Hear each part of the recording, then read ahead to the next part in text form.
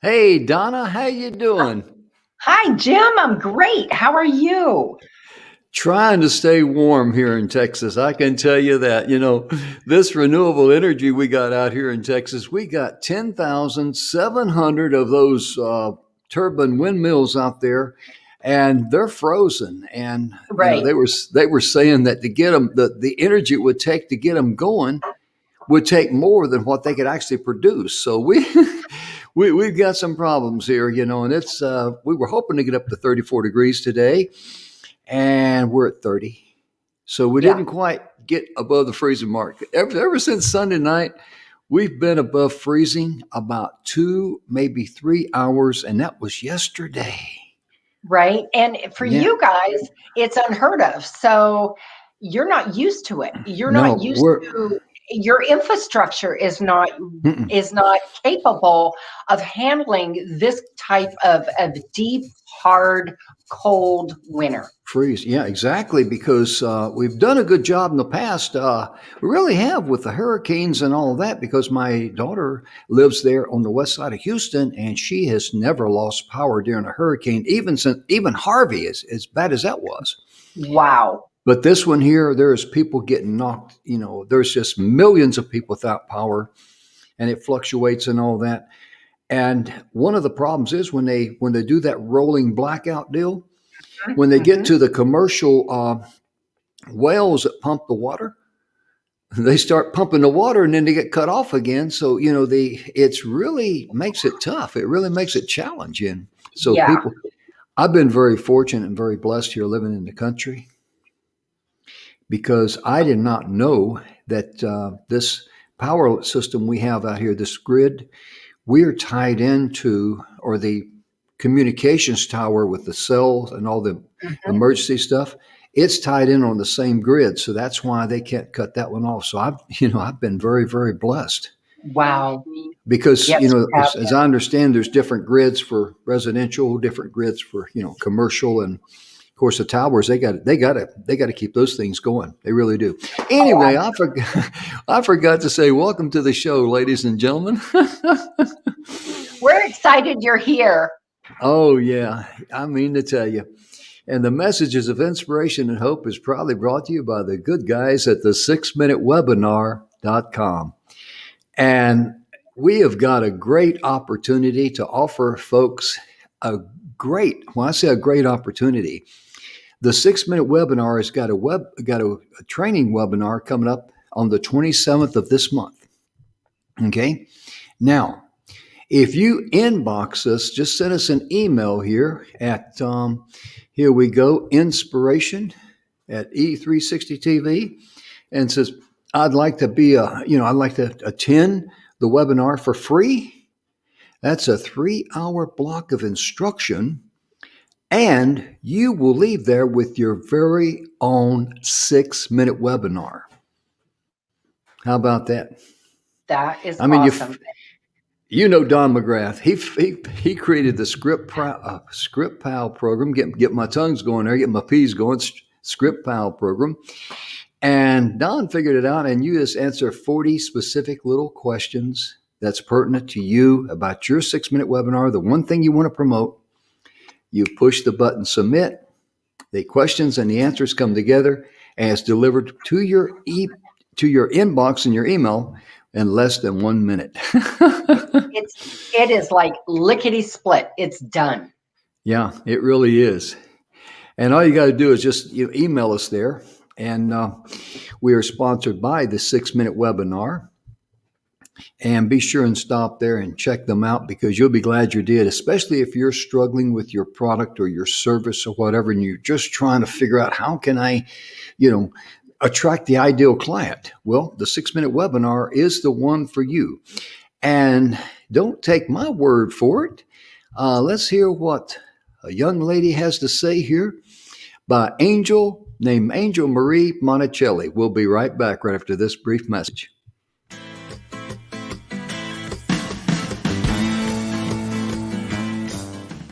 Hi, I'm Angel Marie Monticelli with Angel Marie Shines.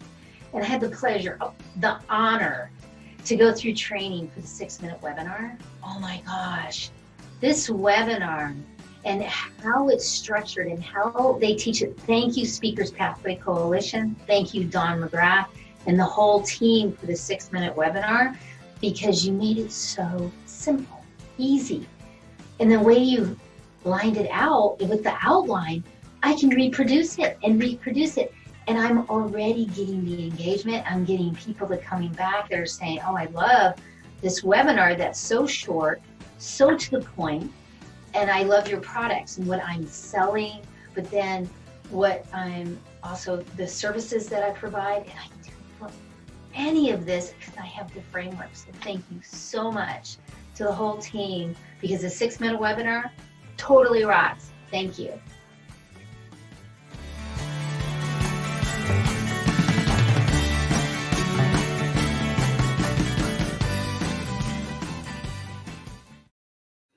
And ladies and gentlemen, if you'd like to have that free course, get that free webinar training at the 6-minute webinar, just email either me or Donna here. Just email us at inspiration@e360tv.com. The staff will make sure it gets it to us, because that is our show's personal email. Doesn't go to any of the other hosts, just to us. And Donna, today we've got a good friend of yours that's going to be with us on the show, and we're so excited about having him here. Would you be I'm going to click the button. I'll let you welcome him to the show. How about one of these joint venture deals here? Here we go. Perfect. So today we have none other than Jason. And Jason, oh my gosh, forgive me if I say it wrong. Sisneros. Jim got it right. Nailed it. Got it. Cisneros. Okay. Okay. So let's be fair. How do you say my last name? Guinard. Guinois. See, so we're even. I'm 2 for 2, and you guys are 2 for 2. Jim nailed it. Jim's the I've been to both schools, so I had an edge on that, you know. It took me 93 days to learn how to pronounce her name incorrectly. And then, and I've been in the military. I've been around a lot of, Spanish people, Latino people with the name Sisneros. So, I knew exactly how it was pronounced the proper way. So that's awesome. What a great defense too, having your last name to be able to say, oh, sorry, I got yours wrong. Go ahead and say mine. Like, I love that defense. Oh, yeah. You got to be quick, right? Yeah, so we are super excited, Jason, that you could join us today. I mean, what you do and what you have accomplished in the world is so huge. And, that is what our show's premise is about: inspiration and hope. And honestly, I mean, the quality of our show is about our guests. And when we bring people on our show, it's because they have that quality of inspiration and hope. And your story is literally, and I know that you don't get into the pity party, and I totally admire that and appreciate it. I don't either in my own journey. But really, it is, to be very blunt, from basically hell to happiness. Is in some ways to really look at it, right? Yeah, it's a great name for a book, by the way. Hell to Happiness. I love that. Yeah, it is. Yeah. Yeah, I think you nailed it. But yeah, you're right. Look, I think that when you're in a position of leadership, as you are, and Jim and Donna, thank you so much for putting goodness out into the world. Not adding to the division, and really giving people hope and things. I'm honored to be on your show. Everybody should follow you and watch the show as much as they can.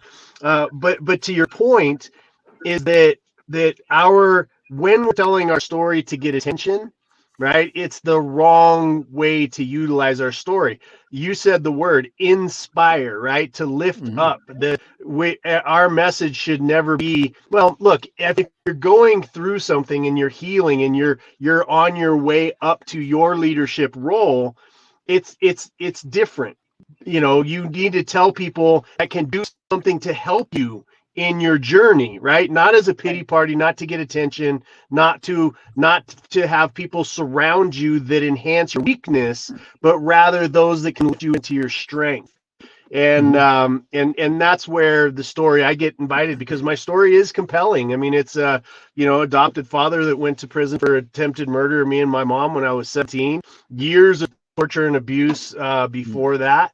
I was raised thinking that dealing drugs was the way that I was going to live my life, and that collecting money, because I've been fighting a full-grown adult since I was 6 years old. I was a good collector, and thinking that that was the way that my life was going to go, and knowing that there's alternatives that are dependent on who you are as a human being, and then the mentors and the people that you surround yourself with. Absolutely. It's amazing how a lot of folks, especially young guys, young kids, start out in life on the wrong foot. And they don't have that helping hand. They don't have that connection with someone who can communicate with them and tell them, and share with them, be a role model. I mean, because some of the folks that we see on TV, they're just egomaniacs. They're not role models. I'm not trying to be cruel. I'm just being straight up, because they're all about themselves and being their popularity, and they want to be more popular. And if you like them, fine. If you don't like them, fine. Well, that's something as you get older, you look back on. And I really think if they got any kind of common decency or common sense, it's going to embarrass them. Yeah, I agree. I mean, just look at some of the pictures. I was just going to say, just look at some of the pictures that you took when you were a kid. You go like, oh, I don't want anybody to see those. At the time, you were proud of those things, right? Yeah, I mean, man, what a dorky looking kid I was at times, And if I could add, I think the other thing that is important is that when you are inspiring and helping someone, sometimes that does mean a little bit of tough love. Mm-hmm. Right? I mean, it's okay to say, this is going to be hard to hear. I love you. I think that more people that, and I really believe this because it's been true in my life. I pray for every human being that they have at least one person in their life that loves them more than their desire for acceptance. Right? It's, because a lot of people, we don't want to say the wrong thing. We don't want to hurt your feelings. We don't want to, and it's not in hurting our feelings. If someone really loves me and they're giving me an adjustment, they're saying, Jason, this is off in your behavior. You know what I mean? Like where you say you want to go or who you say you are in the world, this is a little off from that. Now, if that person is afraid of losing connection to me, they won't say that. Right. But if they love me more than their need for my acceptance, they're going to tell me the truth. And it's not going to feel good all the time. Right. We live in the weirdest time where everybody's like, you have to, everybody around me has to say exactly the right thing for me to feel satisfied. It is the biggest bunch of baloney I've ever seen in my life. Nobody cares how I feel. Nobody cares how you feel, right? It's unless we're in relationship. Right. Yeah. It's just, I like what you say there, because if, not everybody likes me, and that's fine. I haven't done anything for them to dislike me, but they may not, care for my presence on the TV or whatever. And that's fine. But I mean, if someone calls me a name or something like that, they can call me anything they want to. If I'm not guilty of it, it's not my problem. It's theirs, and if you let something like that bother you, I mean, you got some, you're weak. I mean, you're just mentally weak. I mean, you got to be like a duck when water gets dumped on it, the water rolls right off its back. The duck ain't hurt. Go on, grow up, And I always told my children, understand that as long as you do good and do the right thing, and if someone doesn't like you, their opinion of you is really none of your business. Yeah. Oh, yeah. Yeah, it's just a good piece of advice. And Jason, when I was in the military going through basic training, I had a real good drill sergeant I never heard him really raise his voice at us or even use a four-letter word. But when he spoke, we listened because he was very serious about what he said. Some of the other drill sergeants were hilarious. I mean, they would, ask the guy, do you take stupid pills or were you born this way? And see, that's funny, I mean, it really is because, I just asking, I just want to make sure because I don't know if you can learn or you're not listening or what. Help me out here, Right. But it was all, and I mean, can you imagine with the world we live in today, how sensitive we are if we can't, shell out a little tough love because sometimes tough love is what someone needs to hear. It really is. I wouldn't, anybody that I know that is of substance, and there's a difference between people who are of substance and people who are developing, right?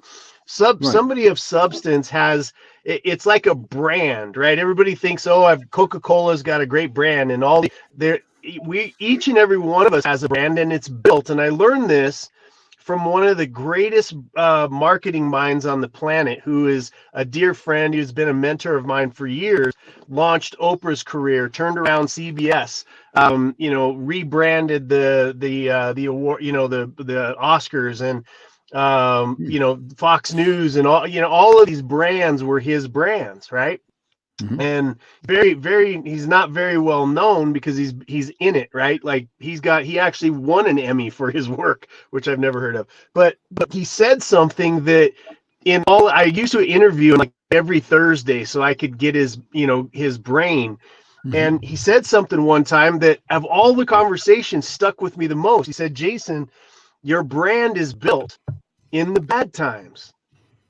Right. And I said, what does that mean? He goes, think about the companies that you own, Jason. The reason why you have a good reputation and most of the business that you get is referral business is because you take care of people when you make a mistake. Right. It shows your character. It shows the character of the business. And more importantly, as the leader of that company. And we forget that our brand, we put it out there on Instagram and you're taking these fancy photos and, these fake gurus in front of their fake mansions that they just paid rent on for one day to take the photo. And I know these guys, so I know that this is true, right? I hear you. They've got somebody, they're driving these fake cars. And so me as a consumer, if I believe that is what value is, then that's who I'm going to follow, and I'm going to have false information about this feel-goodism and that everything is wrapped up in what kind of car you drive and what kind of house you live in and who are your friends, what kind of tennis shoes. And when it's genuinely anybody of substance that has built their brand as a human being or a business, has been there for people in the bad times when nobody's looking, when it's dark, they're doing the right things in the background, right? And they're people of substance where it's solid. You can set something on their character. When they say something, you can believe them. When they say they're gonna do something, it's gonna be done. Right? Or they're going to die trying or give it that effort. And so I think that when my reality is interacting with somebody else's facade, that's an opportunity for pain to exist. Right?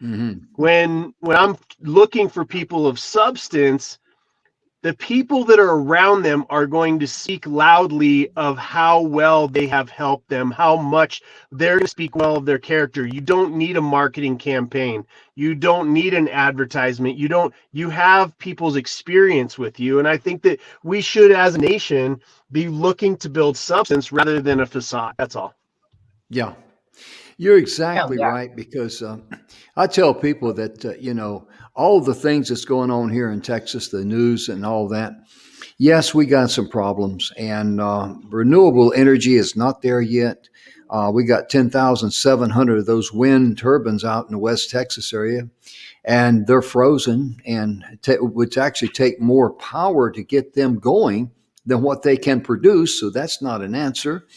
But we do know that by coming together And facing these hard times, which we will face, we the people are the ones that solve our own problems. That's true Amen. individually, and in the household, in the workplace, in the real world, and we'll solve that problem. We'll overcome it. But most importantly, we will be able to share our lessons learned, what went wrong and what's going well for us, and our lessons that we learned along the way with other states. And that's the good thing about it. And in the meantime, we got about another 48 hours of aggravation. But when it comes to helping people, and what made this show so successful was the guests coming on and just sharing good, positive vibes, because we live in a world right now, ladies and gentlemen, where we got COVID on one side and we got some other undesirable people, I will say, on the other side. We don't need either one of those in our lives. So therefore, let's focus on how we can bless others. We will be blessed, and guess what? We'll drink from our own well, our own spring of life, and let COVID and the other ones, let them do what they want to do. And as I say in my broken Spanish, Sala Hila Hola Pala, good luck to you and bye-bye. Because that's we just the way I will be feel known about by it. our fruit, right, Jim? We will be known by our fruit. That's right. I mean, why give these people headspace? Let them have headspace in your mind for free. It's not right. Because Jason, in your travels, you've done some pretty heroic things, haven't you, my man? Well, I think that what I've done is that I've answered God's call on my life, and not worried about whether I was doing it for who I was doing it for, building an audience, all that kind of stuff. I am in love. I have got children. In fact, the reason why I'm sitting in my car right now, I was telling Donna that my daughter, very rarely does she ask adamantly that I pick her up from school, right? She doesn't really normally care, but today she said she wanted me to pick her up. She wanted to go to dinner. She gave me this list of things, right? So that's why I'm sitting in my vehicle, because my daughter and I've got 5 kids, and I've got 3 daughters, and I've got 2 sons. And when I've always been passionate about domestic violence because of my upbringing. And as soon as I had any extra money, I started, seeding into different charities and churches and things for women and children of domestic violence. And then I got interested in food insecurity, because food insecurity leads to domestic violence, right? When a woman is trapped in her own home because of financial or eat a food and she's generally, there's a child involved. So a woman will stay through all of that torture, quite often in defense of either herself or her child. Right. And so I started getting involved in that. And then I saw a movie that broke my heart, that I try to get through this part quickly, because it happened 8 years ago. And when I saw this, and my heart still just breaks when I saw a movie at a fundraiser about little girls and little boys being traded for sex around the world. And and that I left that. I wrote him a big check. I was driving, and I pulled over to the park. I couldn't go home. I just had to park, and it was about 11 o'clock at night, and I was pounding the steering wheel, and I was bawling. I'm like, how do we live, God? Like, I was screaming at God, how can you let this kind of thing happen in this world? Like these, and why aren't you doing something about it? And, Pastor Rudy Gonzalez, who I follow in his, it's certministries.com, he and I had a similar experience, right? Where he's like, how can this stuff exist? And God said, well, that's what you're for. How can you let it exist? Right. And it was this moment of yeah. And I woke up, I stayed in my car. I woke up or didn't wake up. I stayed up, and at about 7 a.m. I did my very first Facebook Live. And I said, I don't know what I'm going to do about this, but I'm going to do something. And since then I've been in multiple countries. We've done countless rescues. where we pull these little girls and little boys out of the sex trade. And we're still working hard. It's a complex issue. We've got prevention, you've got extraction, you've got aftercare, these kind of things. So, I think of it as I'm doing my job, and the thing that I'm really great at is helping companies make a lot of money. I did it for myself. I sold my companies. I've done well for myself. And then we started a consulting company, and they help other businesses that really do want to help. And they do the stuff I teach them. They make more money, and then I introduce them to the charities, and now they've got more money. And it's like this thing where we all work together, And that's the way that it's supposed to be. I don't want to give my money to a government who doesn't care a whip about whether that money is going to help somebody or not. I want to give it to Pastor Rudy, who I know has put his life on the line, will put his life on the line if any of us make a phone call and say, my daughter's gone. Yeah. Right. They'll go to the ends of hell for those kids. Yeah. You know what I mean? Yeah, absolutely. We had a young lady on, and her organization is Gift Global Initiative. Mana Dabkoler, I believe her last name is pronounced. I'm close. Anyway, we've had her on there, and she does a lot about rescuing children in the sex trade and all that. And she was telling me, told us on the air, we had her on the Everyday People show right before Christmas, and she shared how they freed a little 4-year-old boy who was in what they call training. Yep. And you can imagine what that, is involved. And that's just so horrible. And now the young man's about 17 or 18. He's doing very well. But I mean, people like that, I'm sorry, that's a morbid, sick mind. There's no other way to say it. You're warped. Well, the sad thing is that unfortunately, this isn't a new issue. This has been going on for years and years upon decades and decades. However, it is now in the forefront because we now have this beautiful thing called social media. And it is now more prevalent of what is going on in the world with this atrocity than ever before. In fact, there is a mall right down about 3.5, 4 miles from me that is number one in the Phoenix metropolitan area for sex stealing, for sex trafficking. And, I'm a grown woman. I grew up here. I'm not scared of a whole lot. But even with that, I won't go to that mall unless it's right square in the middle of the day if I'm by myself. Right. Sure. I just, I'm just not going to do it. I'm not going to go right when they open it up, and I'm sure not going to go in the dusk because, Jason, I know you're a big dude, right? So a couple of really big guys grab me. There's nothing I can do about it. I'm outweighed. I'm outnumbered. Yeah. I mean, everybody. So what you're doing is commendable. And you have to be safe, I mean, since I put my name out and I started raising money and, doing the stuff that I do, I'm very vocal. The teams that I work with are undercover units and they don't show their faces. Right. And I do, because somebody has to, somebody has to go out and raise this money. Somebody has to go out. And that's what God blessed me with. He blessed me with a big mouth.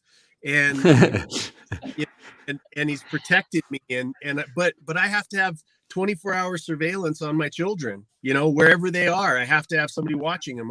The death threats that I get are horrifying, people's heads being chopped off and saying I'm next and all these. It's just it's a terrible world that we live in, and it's worth it when you see the tears of the little girl and the little boy that realize that there's people that cared enough about them to go find them and to know in their heart, because you can see that there's almost a dead look in their eyes.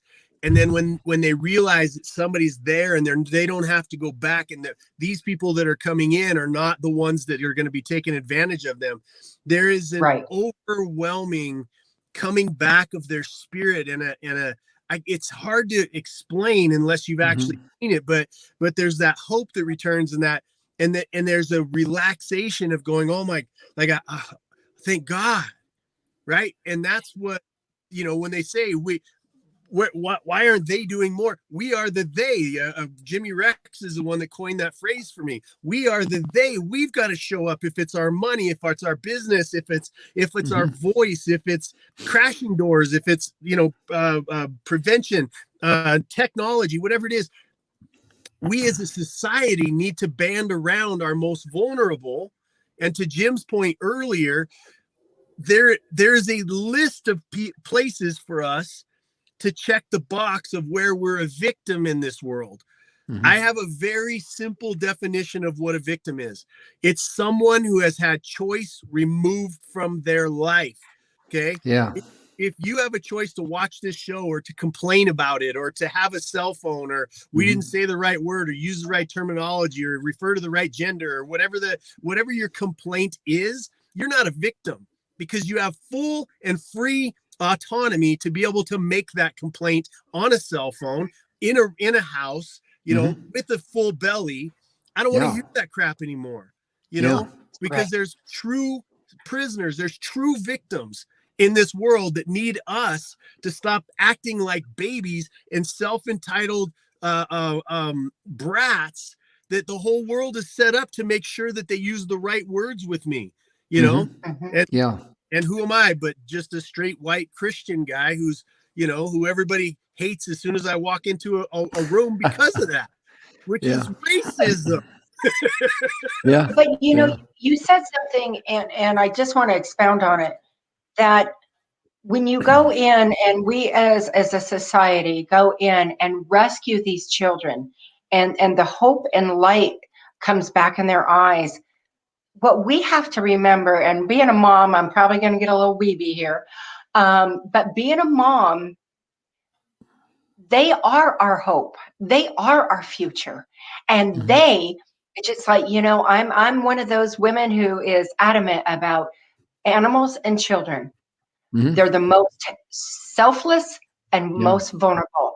And so they are hope and our future, and we owe it to them and to everybody to reach out and help them in any way that you can possibly help, whether it's your time, manning a phone, whatever it could be. It all adds up in the end. It really does, because one of the key things that a person can do is to refuse to be like an ostrich and stick your head in the sand and pretend that the world on the outside is good, or it's not as bad as what everybody thinks, because we have to be knowledgeable of it. We have to be aware of it. We have to actually contribute wherever we can. Even if it's like in that mall that Donna was speaking of, even if, you can't, maybe you're living on a fixed income, maybe you're retired. Can you see? Can you drive? Go over there and sit in that parking lot, and you got a cell phone, and you just try to do your best to keep your eyes open and look for people who are trying to, abduct people and put them into the sex slave trafficking. And you know what? No one's immune to it. They could take an old boy like me, not that I'm going to be some sex symbol, but you know what? They can make me some type of a servant to do what they want done. There's labor slaves. Look, there's more slaves today than when you add together the entire transatlantic trade, it all combined. There's more slaves today, and it's labor, it's sex trade, it's children, it's men, it's women. The challenge that we have today, and this is not politically correct for me to say. And let me give a message to the people that are already, that are watching this, that are involved in the human trafficking world. Stop fighting with each other. Stop making it about yourself. Stop worrying if someone else is getting more attention than you. Stop worrying if they're using the right words. Stop worrying, about whether the gay, the LGBTQ and the Black community and the Hispanic community and the Asian community, we're there to fight for everyone. And the people in the industry, the people that should be making the biggest difference, are causing more division because they're making it about themselves. They're forgetting it's about a child. They're forgetting it's about a little girl. They're forgetting it's about a little boy. And they want to make it about their platform. Stop. To anybody that's involved in it already, stop fighting. Okay, that's number one. Number two is that we really don't care. Like we have BLM. I don't know how controversial your show is, but I don't know how to do anything but say what I need to say. If you want me to stop there, I will. It's, the thing that we look at here is that, we got to be inspiring and we got to tell the truth. And most importantly, I love what you said there about stop fighting, because once you see, we're born into this world in a survival mode. That's the way we're automatically programmed. Okay. And from there, if we stay there, we're going to worry about, do I have enough? Will I be able to afford my rent this month, or my house payment, or my car payment? Will I have enough food? Will this happen to me? This happened to me. But once, and even what Jason's saying there, if you're looking for what's in it for you, you want to be able to say, I did this and I did that. You're stuck in the physical. Guess what? You handcuffed yourself right there. Anytime you're stuck in the physical, it's like trying to swim across a lake with a ball and chain, shackled to your ankle. Now, once you say, okay, I'm going to do it for the love of that little kid. Boom. I mean, game over. Game over. Right. There's nothing Game left. over. Now you're there saying, God, send me here, whatever my talents are, whatever I have to offer, they're yours for to be used. And that's the thing we get, because there's a lot of this anti-racism and all these things. Look, the people, the kids that we rescue are overwhelming children of color. The people that are doing the rescuing are overwhelmingly white. Right, the people that are extracting them and then taking care of them, and then the pimps, right? It's this weird dichotomy where there's this mixture, and everybody gets caught up in race or sexual preferences and all these other things. When I'm saying we operate in love, right? That skin color disappears. Yeah, Sexual exactly. Disappears. Your gender normative stuff disappears because it's about somebody that needs us to show up with our talents, being unselfish and making it non-negotiable that child will live in servitude for one more moment. Okay, yeah, because let's get down grassroots reality, as I like to say. Donna, you might appreciate this. I'm 72 years of age, and I know I don't look it. I look 80, but that's okay. I'm 72 years of age. My point being, 50 years from now, I'm no longer going to have this white male body, but I will have the love in my heart, the love in my spirit that will live forever. This is just a fleshly home for me while I'm here on planet Earth. Once I die, it's gone. The real me, whoever I am, deep down inside, in my spirit, in my heart, that's going to live forever and ever and ever. Amen. So therefore, I need to be focused on that. Yeah. Well, I'm a firm believer that the only thing that we take with us is the love we give and the love we receive. That's it. That's right. That's right. Yeah. And, when it comes to little kids, we should all be just team players. Just team players. Because I used to use this example a lot back many years ago when I was a supervisor and stuff. And I said, I should use a football team as an example. Let's say that I'm the offensive guard. We're going to hike the ball to run and play, and I'm supposed to push the defensive end all the way towards the sideline. And the running back is supposed to run behind me from the hole that I open. Well, then all of a sudden, I'm doing my job. I got this guy and I'm pushing him, trying to make a hole. And here the running back comes around me to my left. And I'm going like, what are you doing over here? You're not doing your job. And what I don't know is going on is that the middle linebacker shot through that hole and the poor running back, he's running for any inch of daylight he can get. And so many times we get so caught up in the process of what we're supposed to do and what we're doing, we want to find fault. Someone else is doing something a little different from what we expect. That's my point. And all it does is create friction for the entire team. Yeah. Right. People don't, once you do that, you've created so much friction, you can't operate efficiently. So therefore, if we operate out of love and say, hey, I don't care if I'm the quarterback. I don't care if I'm the offensive guard. I don't care if I'm the running back. We're going to do this for that little kid over there. Mm-hmm. We're going to do it with love. That's the message. And anybody that look, I've had to flush out my own language, because when I got into it, I was ignorant about the trafficking, right? That there's adults that are being trafficked. There's adults that sex workers on purpose, and they choose to be there. And there's, I had to educate myself about all of this.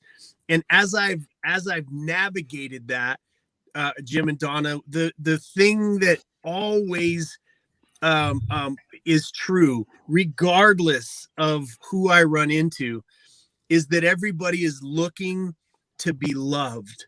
Mm-hmm. Right? They're just looking for someone to accept them for who they are. And I don't care how you look. I don't care who you decide you love. I don't care what color you are. I don't care what nation you're from. I don't care a whit about that. There's one term that I live my life by, that I was born to ease suffering by any means necessary. Mm-hmm. Right? I may not solve human trafficking. I may not solve world hunger. I may not solve domestic violence, but I'm going to do everything that I have in my power to ease suffering in those realms by loving as deeply and selflessly as I can, because that's the only way that you are armed against the enemy. And there's a lot of them out there that want to hurt our kids, want to hurt us, that want to take over power structures, that want to tell us what to do, want to take away our freedoms. They want to do that. You cannot overcome the spirit, because my Pastor Rudy, I'll finish with this. Pastor Rudy and I, because my daughter will be coming out here any minute, but Pastor Rudy said a line when I was baptized into the Christian faith. He said, "You can't kill a dead man."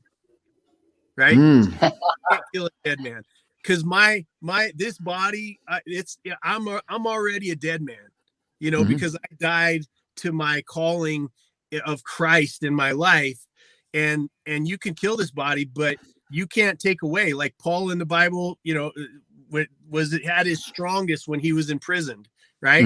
Because you can't control who we are, our mind, what we think. No matter what happens, you will never be able to regulate against that.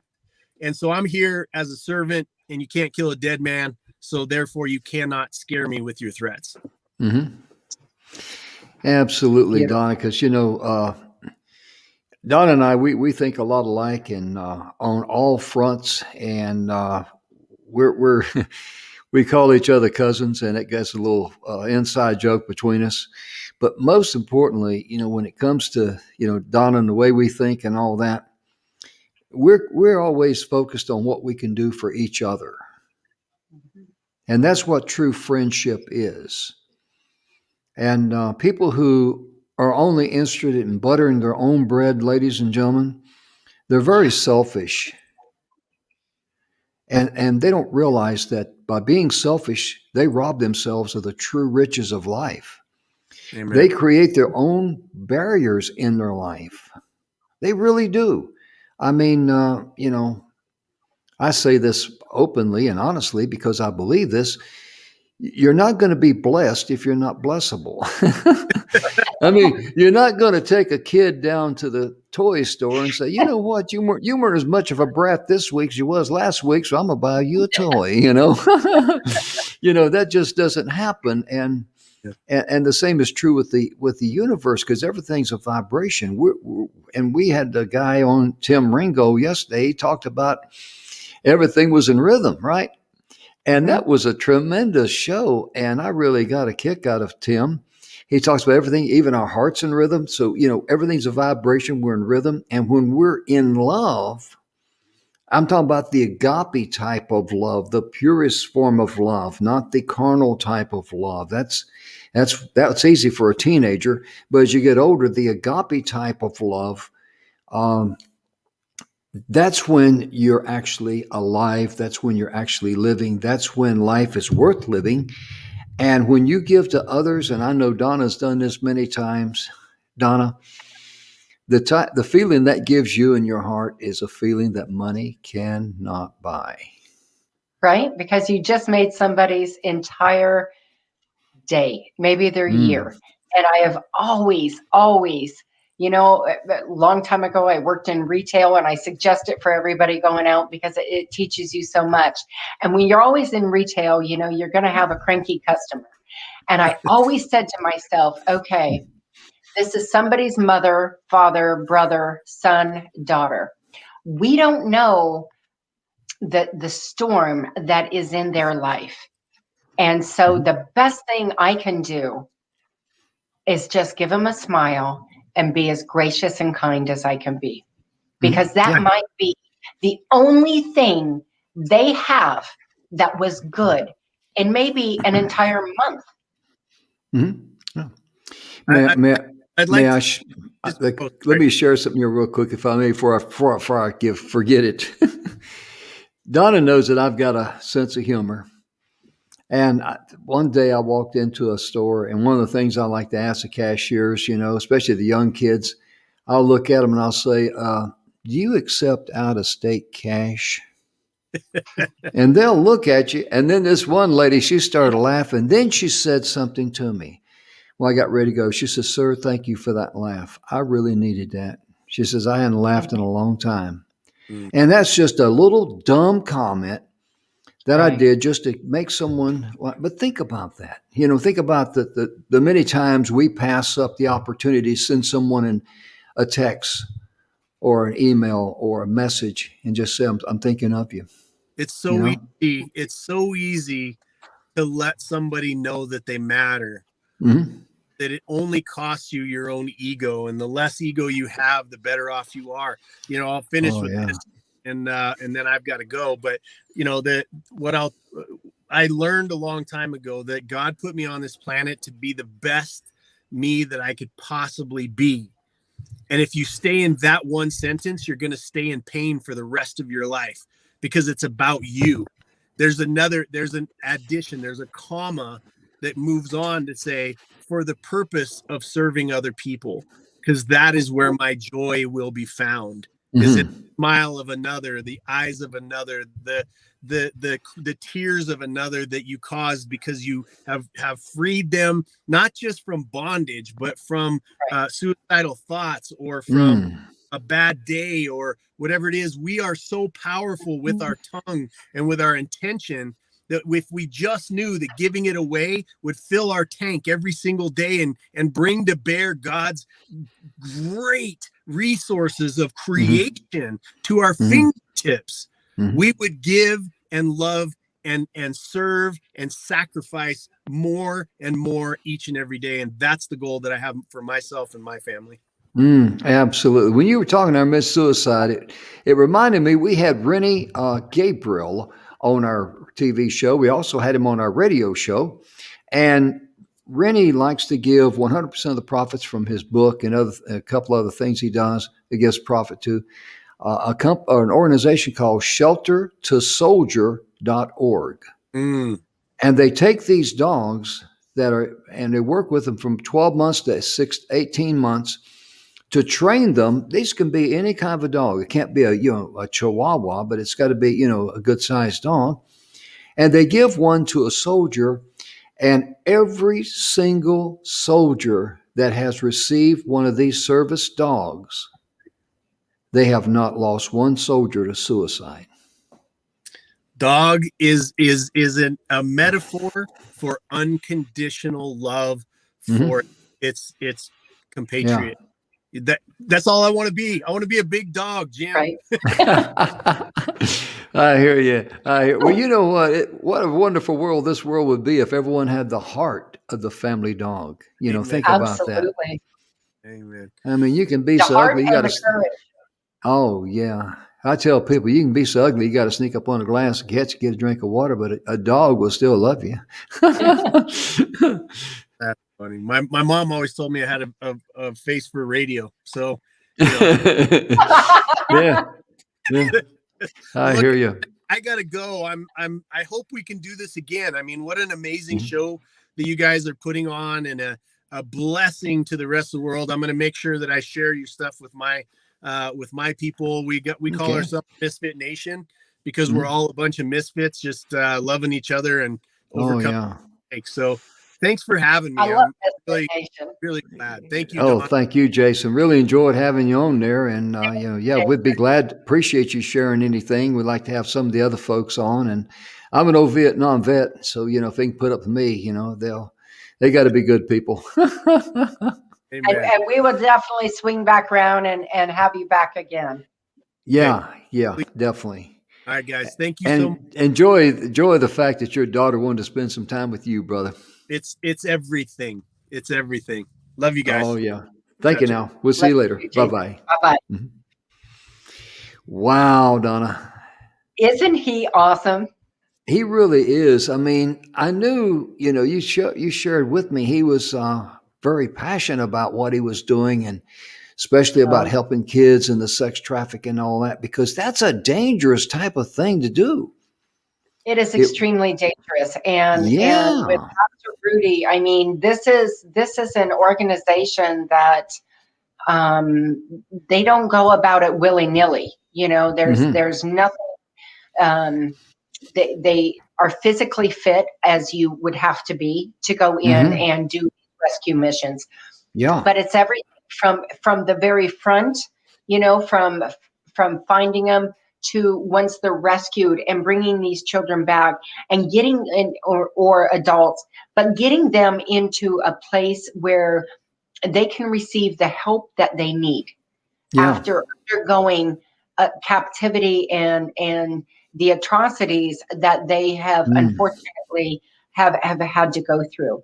And so this is a real detailed, hardcore calling.